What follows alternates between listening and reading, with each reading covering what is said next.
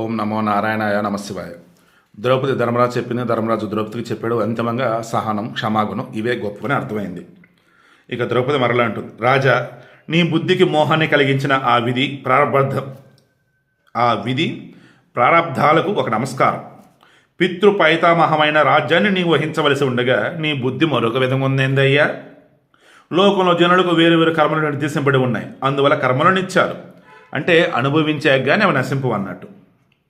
కానీ మానవులు లోభం చేత మోక్షాన్ని పొందాలనుకుంటారు. ఈ లోకంలో ధర్మం చేత కానీ, మృదు స్వభావం చేత కానీ, సహనం చేత కానీ, రుజువర్తనం చేత కానీ, దయ చేత కానీ మానవుడు ఎప్పుడు ఐశ్వర్యాన్ని పొందడు. ఈ సహనం కారణంగానే నీవు అటువంటి దుస్సహమైనటువంటి సంకట స్థితిని పొందావు. నీవు కానీ మహా తేజస్సులైనటువంటి నీ సోదరులైన కానీ ఇట్టి కష్టాన్ని పొందడానికి యోగ్యులు కారు. అప్పుడు కానీ ఇప్పుడు కానీ నీకు నీ సోదరులకు ధర్మం కంటే ప్రియమైనది ఏదీ లేదు. ధర్మం జీవితం కంటే కూడా గొప్పదిగా భావింపబడుతుంది. ధర్మం కొరకే నీకు రాజ్యం, నీ జీవితం కూడా ధర్మం కొరకే. బ్రాహ్మణులు, గురువులు, దేవతలు కూడా ఈ విషయం ఎరుగుదురు. ధర్మం కోసం నువ్వు ఉన్నావు, నువ్వు ఉన్నదే ధర్మం కోసం, ధర్మం కూడా నీ కోసం ఉంది. ఇది అందరికీ తెలుసు. నీవు నాతో పాటు భీమాటి నకుల సహదేవులను కూడా విడిచిపెడతావు. ధర్మను మాత్రం నువ్వు. ఇది నా దృఢ విశ్వాసం. రక్షింపడినటువంటి ధర్మం ధర్మరక్షణ రాజును రక్షిస్తుంది అని పెద్దల నుండి విన్నాను. కానీ నిన్ను మాత్రం రక్షించడం లేదని భావిస్తున్నాను. నిజమేనయ్యా, ధర్మం కోసం నిలబడతావు, ఆ ధర్మం కాపాడుతుందంటారయ్యా. మరి నిన్నేంటయ్యా ఆ ధర్మం కాపాడలేదు? నరోత్తమ, తన నీడ తన్ను నిత్యం అనుసరించినట్లుగా నీ బుద్ధి ఎల్లప్పుడూ అనన్యభావంతో ధర్మాన్ని అనుసరిస్తుంది. నీడలాగా నీతో అనునిత్యం ఉండేది ధర్మమే. ఆ ధర్మంతోనే నువ్వు కూడా ఉంటూ ఉంటావు. నీవు సమానులను కానీ నీకంటే తక్కువ వారిని కానీ ఎప్పుడూ అవమానించలేదు. ఇక నీకంటే గొప్ప వారిని ఎలా అవమానిస్తావు?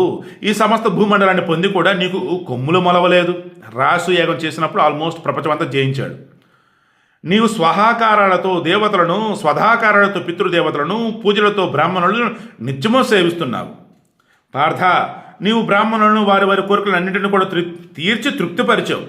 అదేవిధంగా యుతులను, మముక్షువులను, గృహస్థులను నేను వడ్డించగా బంగారు పాత్రల్లో భోజనం పెట్టి తృప్తిపరిచావు. అరణ్యంలో ఉన్నవారికి నీవు బంగారు పాత్రలను ఇచ్చావు. నీ ఇంటిలో బ్రాహ్మణులకు ఇవ్వదగిన వస్తువు అంటే ఏదీ లేదు, అన్నీ ఇచ్చేసావు. రాజా, శాంతి కొరకై నీవు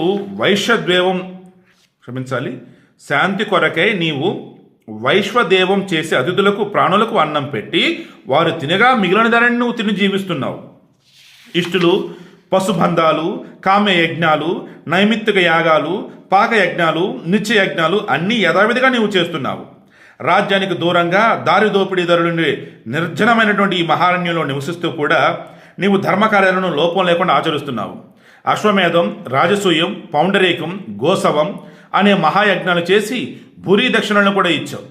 రాజా, కపటమైన జోదం సమయంలో మాత్రం నీ బుద్ధి వక్రించి రాజ్యాన్ని, సంపదలను, ఆయుధాలను, సోదరులను, చివరకు నన్ను కూడా జోదంలో ఓడిపోయావు. రుజువర్తనుడు, మృదు స్వభావుడు, ఉదారుడు, లజ్జాశీలుడు, సత్యవాదైనటువంటి నీకు జోదమాడాలని బుద్ధి ఎలా కలిగింది? ఇటువంటి భయంకరమైన విపత్తు నీకు కలగటం ఆలోచిస్తుంటే నాకు మిక్కిలి మోహం కలుగుతోంది. నా మనసు మిక్కిలి దుఃఖపడుతోంది. ఈ విషయంలో కూడా లోకులు పురాతనమైనటువంటి ఈ ఇతిహాసాన్ని ఉదాహరిస్తూ ఉంటారు. లోకులంతా ఈశ్వరుని వశంలో ఉంటారు, ఎవరు స్వాధీనులు కారు అని. ఈశ్వరుడే ప్రాణులకు వారి వారి పూర్వకర్మను అనుసరించి సుఖదుఖాలను, ప్రియాప్రియాలను అన్నింటి కూడా నిర్ణయిస్తాడు. కొయ్యి బొమ్మ సూత్రధార నుంచి కదల్చబడుతూ తన అవయవాలను కదిలించినట్లుగా ఈ జనులంతా కూడా ఈశ్వరుని ప్రేరణ చేత తమ చేష్టల చేత కర్మలు చేస్తున్నారు.